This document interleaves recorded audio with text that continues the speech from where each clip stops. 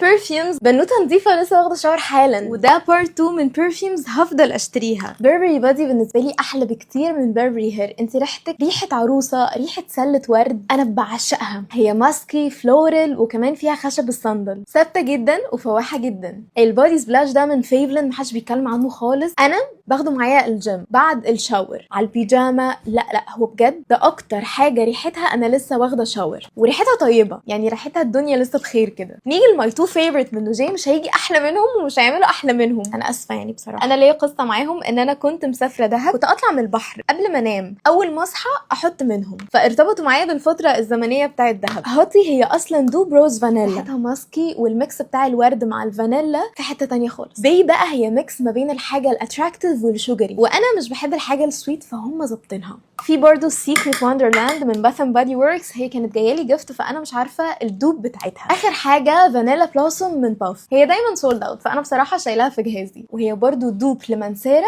روزز فانيلا. لو انتوا مش بتحبوا ريحه مسك الطهاره، ريحه المسك اللي هي القويه دي بتبقى نظافه قوي اكتر ما هتبقى حاجه شيك. دي بقى كومبو بتوين النظافه والريحه الشيك اللي هي اليجنت. دي برضو من الحاجات تديني افكت الكلين جيرل. قولوا لي في الكومنتس لو انتوا جربتوا حاجه بتحسسكم ان انتوا كلين جيرلز.